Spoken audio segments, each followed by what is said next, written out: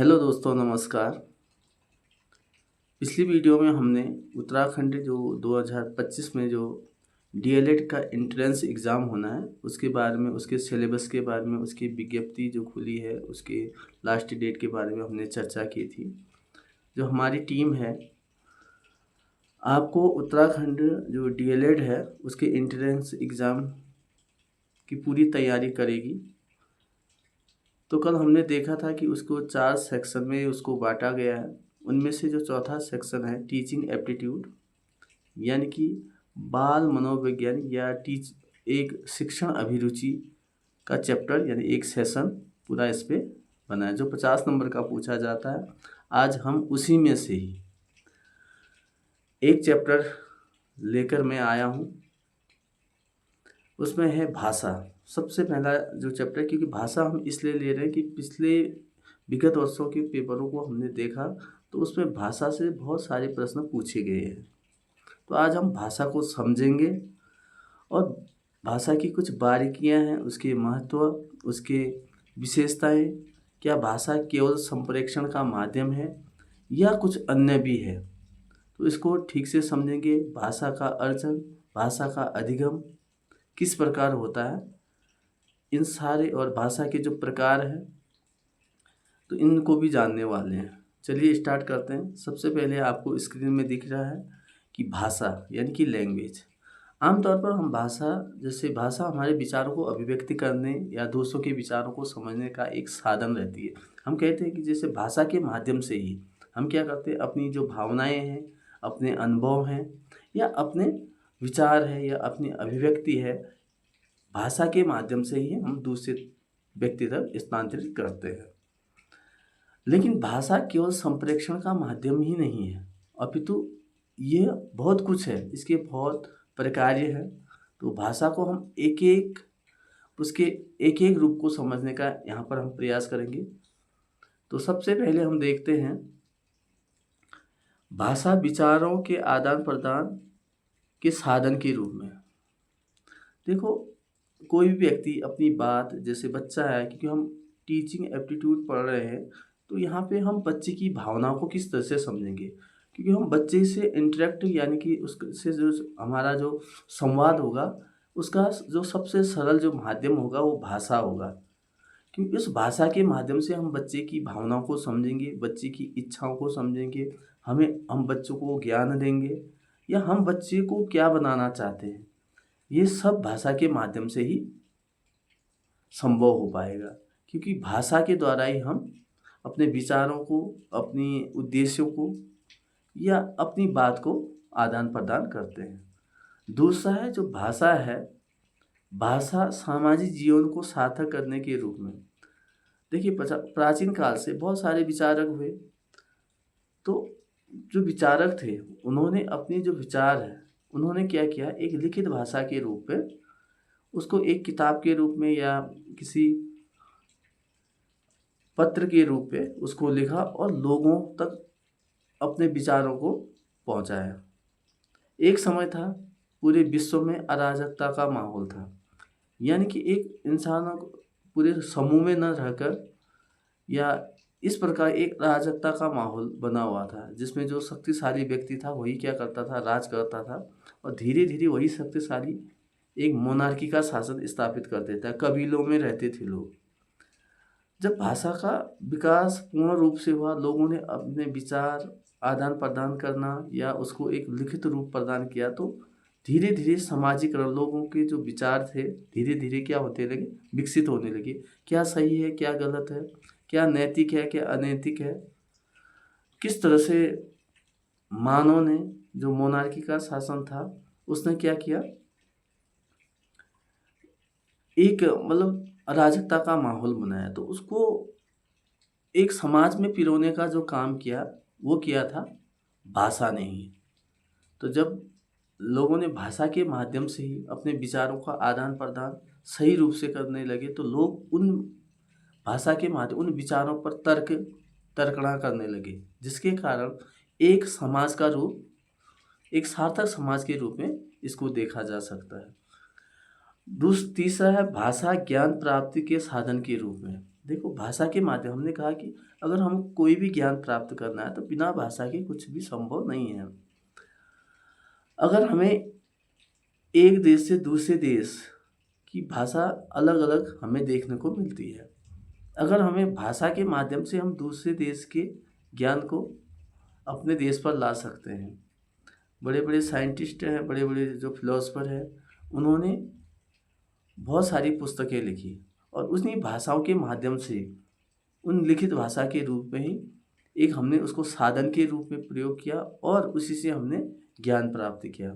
आज जो हमारा समाज है, हमारी जो सभ्यता है, हमारी जो संस्कृति है, हमने वेद पुराणों या अन्य ग्रंथों को पढ़कर हम उसी के ही अनुयायी बनते रहे और उसी को ही हमने देखा और वही उसको फॉलो करते गए।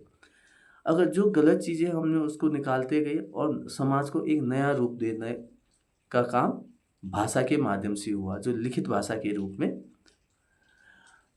और कुछ चीज़ें ऐसी हैं जैसे भाषा कुछ तो लिखित भाषा के रूप में आगे बढ़ी और कुछ कहानियों के माध्यम से हमने अपने पूर्वजों से या अपने आने वाली पीढ़ी को हमने अपनी कहानियों के रूप में उस भाषा को क्या करना शुरू कर दिया, स्थानांतरित करना शुरू कर दिया और उसी ज्ञान को हम आगे बढ़ाते गए। जैसे जैसे प्रिंटिंग मशीन अन्य प्रकार के जब साधन जब लिखित भाषा के रूप में और ज़्यादा विकसित होने लगी तो इससे हमारे जो साहित्य है, कला है, संस्कृति है और सभ्यता भी विकसित होने लगी और उसको विकसित करने में उसका बहुत महत्वपूर्ण योगदान रही है। आगे देखते हैं, लिपि भाषा का लिखित रूप होता है। अब यहाँ पे लिपि है। लिपि क्या होती है? किसी भाषा को लिखने वाले कोई चिन्ह है, प्रतीक है, उसको हम उस भाषा की लिपि कहते हैं। आमतौर पर हम देखते हैं जैसे हिंदी भाषा है तो हिंदी भाषा को हम देवनागरी लिपि में लिखते हैं। तो ये अभी आप देख रहे हैं स्क्रीन में, ये भाषा क्या है? हिंदी भाषा है। तो और ये हिंदी भाषा की लिपि है। तो हम ये एक आकार है, रूप है और किस तरह से हम लिख रहे हैं। तो भाषा को जिस प्रतीकों या चिन्हों के माध्यम से लिखने का एक साधन, जिस साधन है, इसी को हम क्या कहते हैं? लिपि कह देते हैं। भाषा और लिपि के बीच कोई निश्चित संबंध नहीं होता। कोई भी भाषा किसी भी लिपि में लिखी जा सकती है। जैसे मान लिया जाए कि किसी भी भाषा को हम किसी भी लिपि में लिख सकते हैं। क्योंकि जैसे अंग्रेजी है तो अंग्रेजी की लिपि जो है रोमन है, तो हम हिंदी को रोमन लिपि में भी आसानी से लिख सकते हैं। ऐसे पंजाबी है, पंजाबी की जो लिपि है वो है गुरुमुखी। तो इस तरह से जैसे अरबी लिपि है, उर्दू जो है, तो इस तरह से ये अलग अलग प्रकार की लिपि हमें देखने को मिलती है। तो इसलिए भाषा को हम किसी भी लिपि में आसानी से लिख सकते हैं।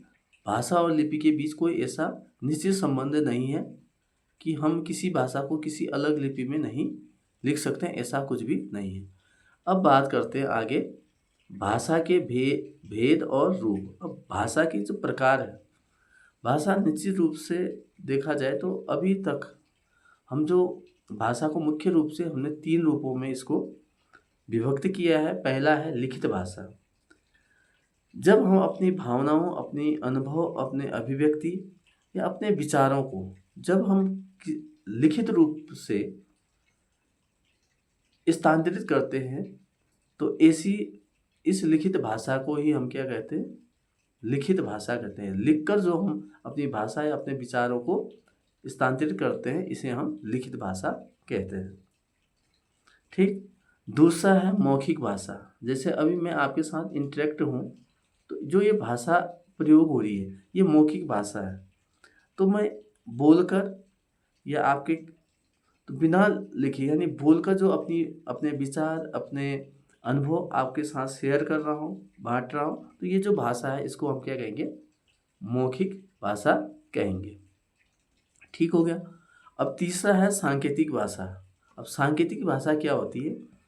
सांकेतिक भाषा यानी कि किसी प्रकार का जेस्चर जिसको हम इशारों के माध्यम से या हम अपने चेहरे का एक्सप्रेशन करके या किसी प्रकार के संकेत के रूप में, जैसे आपने देखा होगा सड़क किनारे ऊपर बोर्ड में कुछ संकेतों का प्रयोग किया रहता है, एरो बनाया रहता है। तो ये संकेत करता है कि वाहन अभी किस दिशा में आप या आगे मोड़ है।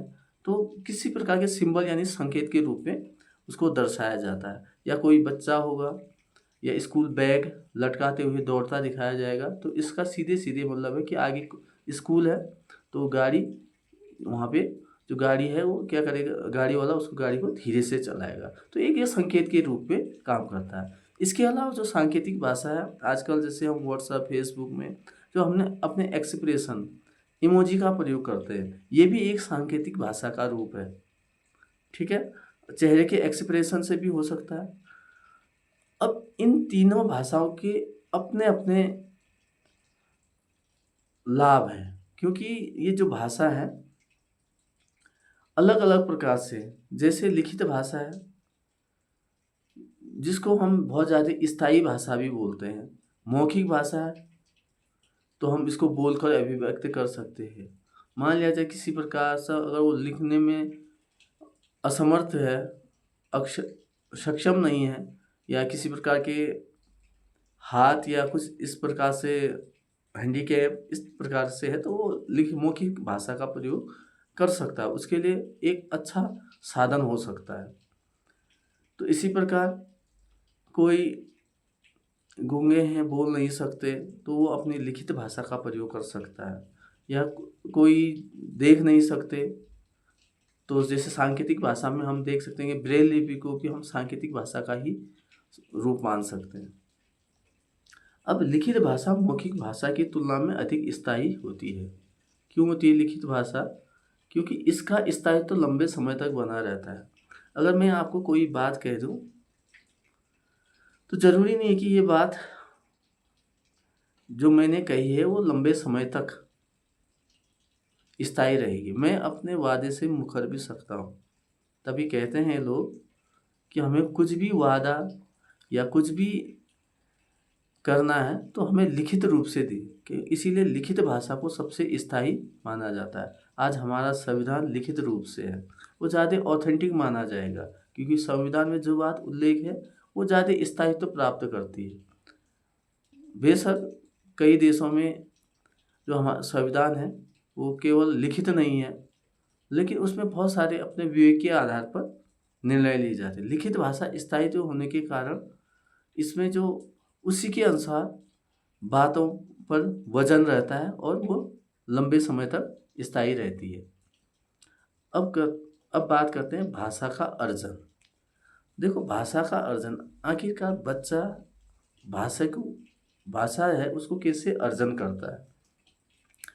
छोटी सी परिभाषा लिखिए, मनुष्य में जन्मजात क्षमता होती है। तो ये बात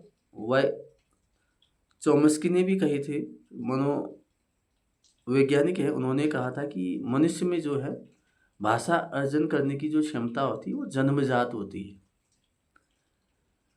तो और वो अपनी उस भाषा को सहज रूप से सीख सकता है। तो इसी परिभाषा को इसमें आगे बढ़ाया है, मनुष्य में जन्मजात क्षमता है भाषा को अर्जित करने की, जिसका प्रयोग करके मनुष्य वार्तालाप करना या भाषा का सहज रूप से प्रयोग करना सीख जाता है बिना किसी विशेष प्रयास से। इसी को भाषा अर्जन कहते हैं। यानी भाषा अर्जन वह है कि हमें ज़्यादा एफर्ट नहीं लगाना पड़ता है, तो धीरे धीरे हम अपने मित्र मंडली में, अपने परिवार के वातावरण में और अपने आसपास पड़ोस मित्रों के साथ जब हम छोटी छोटी ग्रुपों में हम छोटी छोटी बातों को आसानी से हम सजग होकर हम सीख लेते हैं। उसके लिए किसी प्रकार का कोई प्रेशर या इस प्रकार का कोई एक अलग औपचारिक रूप से कोई ऐसा साधन नहीं होता। यानी कि हम उसको औपचारिक रूप से हम उसको अनौपचारिक रूप से हम सीख सकते हैं। भाषा जो होती है वो स्वाभाविक होती है, तो भाषा से के लिए ज़्यादा प्रयास करने की आवश्यकता नहीं होती है, कि जो खासकर जो मातृभाषा जो भाषा है वो अपने परिवार से स्वाभाविक रूप से सीखने की एक प्रक्रिया है। भाषा का प्रभाव जो है वातावरण का भाषा पर प्रभाव पड़ता है। हम जैसे वातावरण पर रहेंगे तो भाषा पर उसका प्रभाव देखने को मिलेगा। तो जैसे मान लिया जाए बहुत सारी भाषाएं, जैसे जहाँ पे जैसा भौगोलिक परिस्थिति, वहाँ पे रहने वाले जो लोग हैं उनका वहाँ पे किस प्रकार का वातावरण है, तो उसको बच्चा वही सीखता है। जैसे घर परिवार में अगर परिवार अच्छा संस्कारिक है, अच्छे भाषाओं का प्रयोग किया जाता है, किसी प्रकार की गाली गलौज या अभद्र भाषा का प्रयोग नहीं किया जाता, तो बच्चा भी उसी प्रकार का भाषा को अर्जन करता है। आज देखेंगे आप सोशल मीडिया में छोटे छोटे रील्स आते हैं, उसमें अभद्र भाषा का प्रयोग करता है, तो बच्चा उन्हीं भाषाओं को क्या करता है, वो अर्जन करता है। बच्चे को भले उसका अर्थ मालूम न हो, उसको ठीक से समझेगा नहीं, लेकिन उसको सीखने की जो क्षमता है वो जन्मजात होती है, वो सीखते चले जाता है और उसको आगे जाकर वो अपने प्रयोग करना शुरू कर देता है। भाषा जो है एक सहज प्रक्रिया है, यानी सहज मतलब होता है सरल प्रक्रिया है। भाषा बहुत सरलता से सीखी जा सकती है। चौथा है अचेतन व अवचेतन प्रक्रिया। देखो, अचेतन मतलब है कि कॉन्शियस माइंड, और अवचेतन अनकॉन्शियस माइंड, यानी प्रक्रिया, यानी कि इसको चेतन रूप से भी सीखा जा सकता है, यानी अवचेतन और अवचेतन के रूप में भी भाषा, क्योंकि ये अनायास हम भाषा को व्यक्त कर सकते हैं। अर्जन का संबंध मातृभाषा से ज़्यादा होता है। जो भाषा हम बहुत आसानी से अर्जन कर सकते हैं या सहज प्रक्रिया द्वारा हम सीख सकते हैं, वो होती है मातृभाषा। इसीलिए कहा गया है कि बच्चों को प्राथमिक स्तर पर मातृभाषा में शिक्षा देना सबसे अधिक सहज और सरल होता है। और हमारे संविधान के कॉन्स्टिट्यूशन 350A में संघ को सीधे निर्देश किए गए हैं कि प्राथमिक जो भाषा है, प्राथमिक जो शिक्षा है बच्चों को 1 से लेकर 5 तक, उसे मातृभाषा में शिक्षा दी जानी चाहिए। अभी NCF 2022-23 में भी इस पर बहुत ज़्यादा बल दिया गया है। और जो मातृभाषा है, जो भाषा है, ये क्या होती है, अनौपचारिक होती है, यानी कि इसके लिए किसी प्रकार के संस्थानों की ज़रूरत नहीं होती। इसके कायदे, यानी कोई कायदे कानून या किसी एक पर्टिकुलर जगह पर रखकर इसको सिखाया नहीं जाता। ये अनौपचारिक रूप से बच्चे सीखते हैं। अब है भाषा अर्जन किस वजह से होता है, क्या कारण है कि भाषा का अर्जन किस वजह से होता है।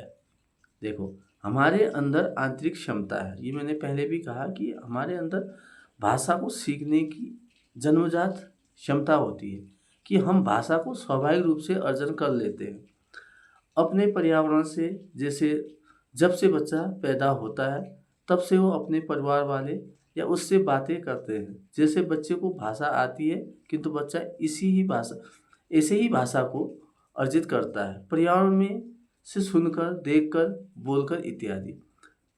अभी मैं एक उदाहरण बताऊं। एक मेरा मित्र था, तो कई समय बकरियों के साथ रहा, 1 महीने करीब। तो अक्सर उन जानवरों को बुलाने के लिए या हाँकने के लिए, जैसे बकरी वाले करते हैं, आई आई, तो हुआ क्या, वो मुझे 1 महीने बाद मिला मार्केट में, तो वो मुझे बुला रहा था। तो मुझे भी बुलाते वक्त वो क्या कर रहा था, आई आई, यानी कि वो प्रभाव क्या दिखा भाषा में, उस वातावरण का प्रभाव देखने को मिलता है। वो एक स्वाभाविक प्रक्रिया है। तो वही चीज़ है कि अगर हम बच्चे को जैसा कंटेंट दिखाएंगे, जैसे परिवार का वातावरण रखेंगे, बच्चा उसी भाषा को गेन करेगा या उसको सीखेगा, उसका अर्जन करेगा। ठीक है। तो इसलिए हमें प्राथमिक स्तर पर भाषा को बहुत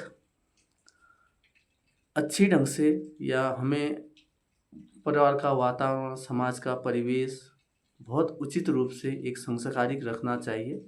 तो इसलिए टीचर बनने के लिए भी सबसे पहले भाषा का बहुत बड़ा महत्व है। हम जैसा, क्योंकि प्राथमिक स्तर में बच्चे क्या करते हैं, भाषा का अनुकरण करते हैं। जिससे यही कारण है कि हम बच्चों को प्राथमिक स्तर में गीत कहानियाँ सुनाकर उनको क्या कराते हैं, अध्ययन कराते हैं। तो बच्चा नकल करता है। अगर हम बच्चे से जिस प्रकार का व्यवहार करेंगे वही वो घर में जाकर करेगा। तो इसलिए यहाँ पे भाषा का बहुत ज़्यादा महत्व दिया भी गया है, और ये प्राथमिक डीएलएड है तो प्राथमिक स्तर के लिए ही है।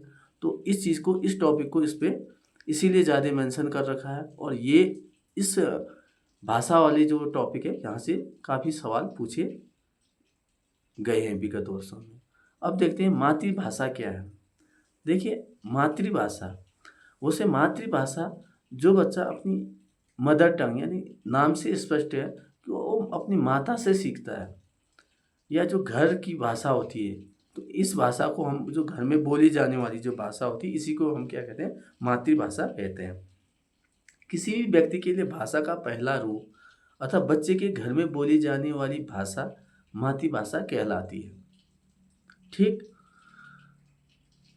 अब इसकी डेफिनेशन दे रखी नीचे। भाषा अर्जन एक ऐसी प्रक्रिया है जो बिल्कुल स्वाभाविक है, ये स्वतः ही सीखी जाती है, स्वाभाविक रूप से भाषा का अर्जन होता है। सामान्य बच्चा क्या करता है, मातृभाषा का अर्जन परिवार से ही कर लेता है। स्कूल आने से पहले हुए मातृभाषा में अपनी बात कहने व समझने में अधिक सक्षम होता है। यही कारण है कि प्राथमिक स्तर पर मातृभाषा में बल देने की बात कही है, मैंने पहले भी कहा, क्योंकि बच्चा अपनी मातृभाषा को ज़्यादा समझता है। अगला है भाषा अधिगम। भाषा अधिगम, अधिगम में प्रयास की और आवश्यकता पड़ती है। जो भाषा अधिगम है, इसमें जैसे मान लिया जाए हमारी जो मातृभाषा है हिंदी है, सपोज मान लीजिए हम हिंदी है, तो हम इंग्लिश सीखने के लिए हमें क्या करना पड़ेगा, अधिक प्रयास करने की आवश्यकता पड़ेगी। उसके लिए क्या होगा, औपचारिक माहौल पैदा, यानी औपचारिक माहौल की ज़रूरत होगी। किताबें, पुस्तकालय या उस प्रकार का एक माहौल तैयार करना पड़ेगा। तो यही यहाँ पे कह रहा है कि अधिगम में प्रयास की आवश्यकता पड़ती है, चेतन रूप से सीखी जाती है, यानी कि हमें हर चीज़, रूल, नियम, कानून, उसके जो व्याकरण के जो रूल है उनके उतार चढ़ाव को सीखना पड़ता है। मातृभाषा तो हम बचपन से बोलते आए, तो हमें उस पर एक उतार चढ़ाव वो धीरे धीरे स्वाभाविक रूप से हम अर्जन कर लेते हैं। लेकिन जब हम दूसरी भाषा सीखना चाहते तो उसके लिए हमें चेतन रूप से सीखी जाती है। जब हम उसके लिए सचेत होंगे, यानी कि कॉन्शियस रहेंगे, तभी हम सीख पाएंगे। नियम सीखने होते हैं, मैंने कहा ना, बोलना है, अंग्रेजी सीखना है, तो हमें क्या होगा, टेंस याद होने चाहिए, हमें उसको टेंस सीखने पड़ेंगे, उसके सारे वर्ब के सारे फॉर्म सीखने पड़ेंगे। तो इस प्रकार की किताबें पढ़नी होंगी, कौशल सीखने होंगे, उनका बोलना, उतार चढ़ाव, कहाँ पे कॉमा, विराम, फुल स्टॉप कहाँ पे लगाना है, ये सारी चीज़ें, भाव भंगिमाएँ, ये सारी चीज़ें सीखने को, और इसके लिए हमें शिक्षक की ज़रूरत पड़ेगी।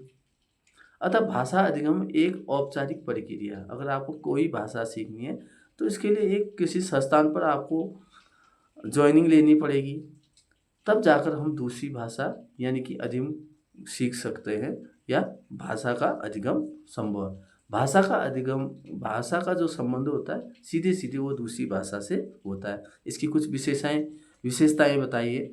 जैसे चेतन प्रक्रिया है, प्रयासपूर्ण रहना पड़ेगा, औपचारिक माहौल चाहिए। जैसे बहुत सारे जो इंग्लिश मीडियम के जो विद्यालय हैं, क्योंकि उनकी मातृभाषा में अगर वो दूसरा अधिगम यानी दूसरी भाषा का अधिगम करना चाहते हैं, तो वहाँ पे बहुत सारे क्या करते थे, औपचारिक माहौल बना देते हैं, या कोई अगर हिंदी में बोल रहा है तो उसे किसी प्रकार का फाइन देना पड़ता है।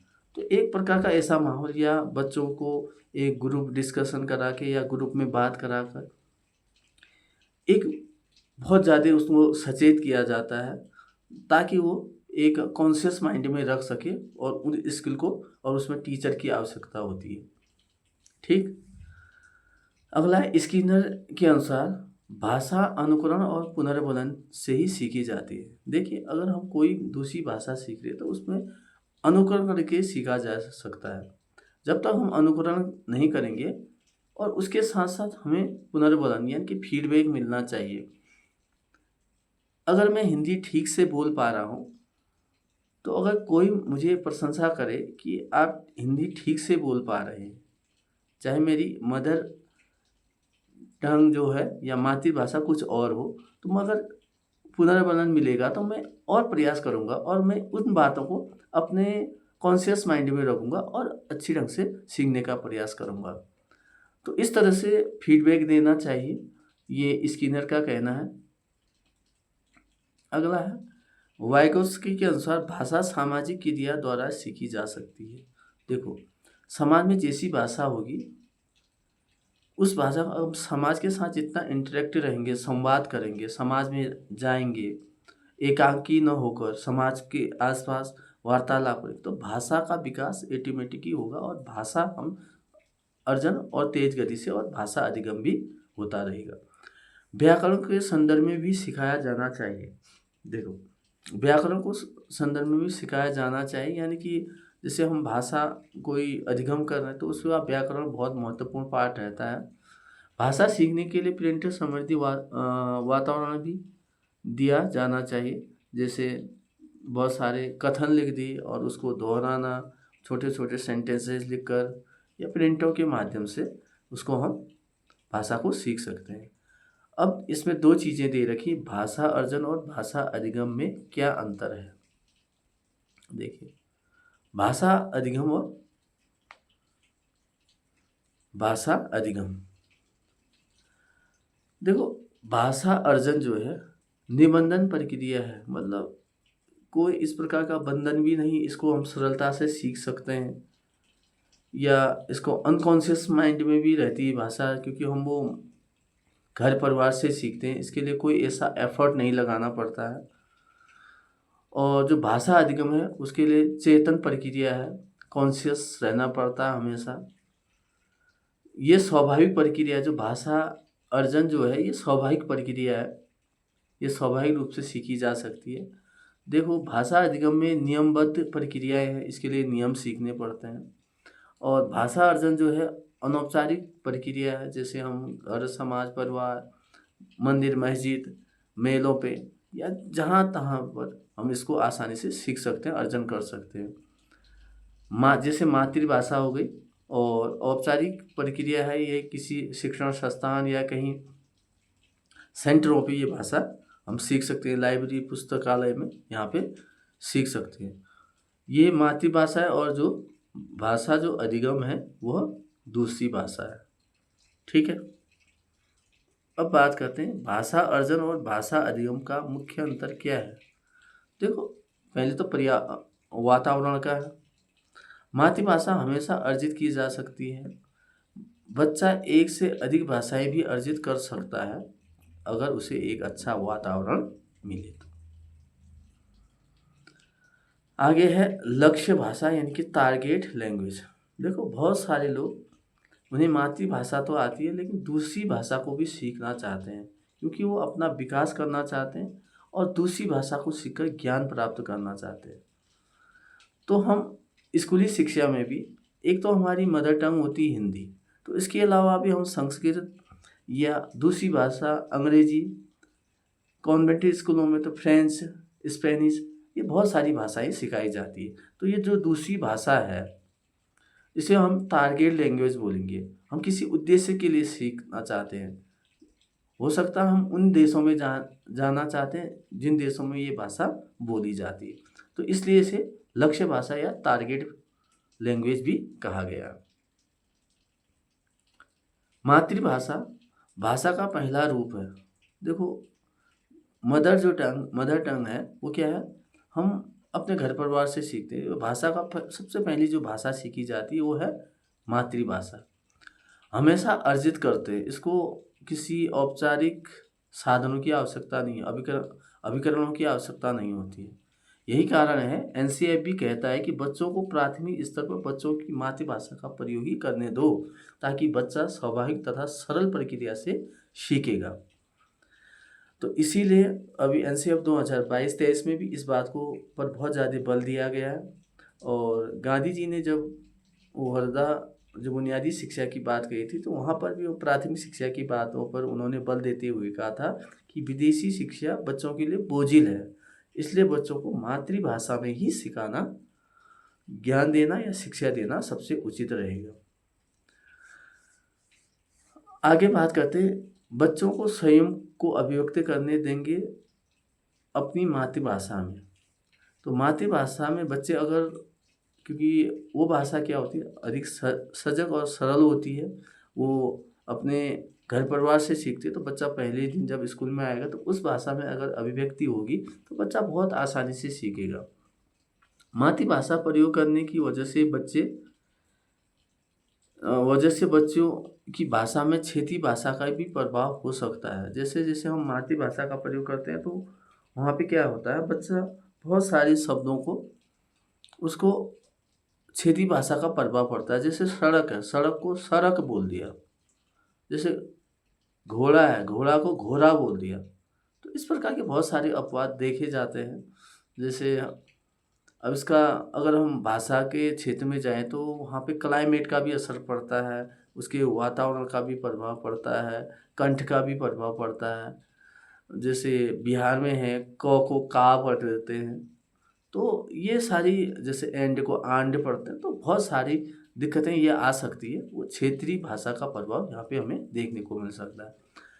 हम मातृभाषा और बहुभाषिता को स्वीकार करते हैं कक्षा में। देखो, हमेशा कक्षा में किसी एक भाषा पर बल नहीं दिया जाता है। बच्चा अलग अलग परिवेश से आता है, जिसके कारण, और प्रत्येक बच्चे की मातृभाषा अलग हो सकती है।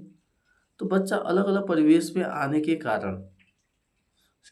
कारण हमें बहुभाषिता को स्वीकार करना चाहिए, और बहुभाषिता को ही हमें एक संसाधन के रूप में प्रयोग करना चाहिए। ये प्रश्न कई बार पूछा भी गया है कि एक अध्यापक को बहुभाषिता को किस रूप में प्रयोग करना चाहिए, तो हम इसे एक संसाधन के रूप में प्रयोग कर सकते हैं। अब है मातृभाषा का पहला रूप। जैसे भाषा के विविध रूपों में मातृभाषा का पहला रूप राष्ट्रीय भाषा कोई नहीं है, और भारत की जो राष्ट्रीय भाषा नहीं है, राजभाषा अवश्य है, जैसे हिंदी है। कई राज्यों में अंग्रेजी को भी राजभाषा का दर्जा दिया गया है। राजभाषा राज्य की भाषा है, जो वहाँ के कामकाजी भाषा होती है, जो ऑफिशियल जो लैंग्वेज होती है। जैसे उत्तराखंड में पहली जो राजभाषा है हिंदी है, द्वितीय संस्कृत को माना गया है। तो इस प्रकार की भाषा जो कागजी का, और संघ की जो राजभाषा है वह हिंदी और अंग्रेजी दोनों को लिया गया। आगे बात करते हैं, भारत 1963 के ऑफिशियल लैंग्वेज एक्ट के तहत आर्टिकल 343 में हिंदी जो है भारत की राजभाषा है। अभी भी आप समझ लो कि जो हिंदी है हमारी राष्ट्रीय भाषा नहीं है। अभी भाषाई विवाद बहुत सारे हुए हैं, क्योंकि अभी दक्षिण में अपनी जो क्षेत्रीय भाषा को, या जो भाषा है, अपनी मदर टंग को ज़्यादा तवज्जो देना चाहते हैं, और क्योंकि वो उनकी सांस्कृतिक भाषा भी है। सांस्कृतिक भाषा से एक बात मेरे जहन में आती है कि अभी वर्तमान में भारत में जो सांस्कृतिक, या जिसको हम शास्त्रीय भाषा कहते हैं, वो उनकी संख्या 6 से बढ़कर 11 हो गई है। तो ये भी आप नोट कर लेना कि अभी भारत में वर्तमान में जो शास्त्रीय भाषा है वो कितनी है, या सांस्कृतिक भाषा है वो 11 हो गई 6 से बढ़कर। अब सांस्कृतिक भाषाएं या शास्त्रीय भाषाएं क्या होती है, जिन भाषाओं का अपना कोई इतिहास होता है, जिनकी संस्कृति जुड़ी होती है, जिनकी परंपराएं जुड़ी होती है, और जिनका कुछ प्रमाण होता है, यानी कि जिनके अच्छे ग्रंथ लिखे हों, या उनकी सभ्यता संस्कृति जुड़ी हो, ऐसी भाषाओं को हम क्या बोलते हैं, शास्त्रीय भाषाएं या सांस्कृतिक भाषाएं कहते हैं। तो वर्तमान में भारत में अभी हाल में 6 भाषाएं पहले थी, अब इनको बढ़ाकर कितना कर दी गई, आपकी 11 कर दी गई, जिसमें तेलुगु है, संस्कृत है, ये सारी भाषा शास्त्रीय, और तमिल है, कन्नड़ है। तो इन भाषाओं को, मलयालम है, इन भाषाओं को शास्त्रीय भाषा के रूप में स्वीकारा है। तो अगर भारत में अगर संघ की 8वीं अनुसूची की बात करें तो उसमें भाषाओं की जो संख्या है वो 22 है। तो शास्त्रीय भाषाएं अलग है, और 8वीं अनुसूची में जो संघ की जो भाषा को मान्यता मिली वो 22 भाषाएं हैं। इस बात को भी याद कर लेंगे। जो राजभाषा होती है वो एक मानक भाषा होती है। भाषा शिक्षा और कार्यालय प्रयोग की भाषा है। इसका जो मानक है राजभाषा। देखो भाषा सीखने के चरण, देखो भाषा जैसे बच्चा है तो बच्चा जब 6 मंथ का होता है तो वो कूकना शुरू कर देता है, अलग अलग सी आवाज़ इस तरह से निकालना। फिर जैसे जैसे 6 माह के बाद वो जो है बलबलाना शुरू कर देता है या अपने से बातें करना, ऐसा करना शुरू कर देता है। और एक शब्द चरण 1 साल में, तो अब 1 साल में वो एक शब्द बोल सकता है, जैसे माँ पा, तो ऐसे शब्दों का वो प्रयोग करना शुरू कर देता है। ठीक है, आगे देखते हैं हम। टेलीग्राफी और 2 शब्द चरण, ये 18 माह से 24 माह के बीच, लगभग 1.5 साल से 2 साल के बीच भाषा के 2 चरण शुरू हो जाते हैं। और जैसे जैसे 2 साल से 4 साल के बीच वो लंबे उच्चारण, जो अधिक 2 से 3 4 सिलेबल वाली भाषा को बोलना शुरू कर देता है। तो भाषा के संबंध में जो बच्चा भाषा सीखता है, तो प्रोफेसर स्मिथ के अनुसार उन्होंने कहा कि बच्चा 1 साल में 3 शब्द सीख सकता है, जैसे मम्मा कहना या पापा कहना या दादा। ये छोटे छोटे जो 2 सिलेबल वाली जो भाषा को बोलना शुरू कर देता है। और 2 साल में उसका जो शब्दकोश है 272 पहुंच जाता है। और जैसे जैसे 5 साल का होता है तो उसके 2072 शब्दकोश बनने शुरू हो जाते हैं। तो आज हम की वीडियो हम यहीं पे ख़त्म करना चाह रहे हैं। अगली वीडियो में हम भाषा शिक्षण की प्रमुख विधियाँ, जैसे भाषा को सिखाने की कौन कौन सी विधियाँ हैं, इन सारी विधियों को बड़े विस्तार से समझेंगे। जैसे व्याकरण विधि है, प्रत्यक्ष विधि है, संप्रेक्षण परख विधि है, संप्रेक्षण निगमन विधि है, व्याकरण अनुवाद विधि है, सम्मिश्रण विधि है और आगमन विधि है। तो इन सभी विधियों को हम अगली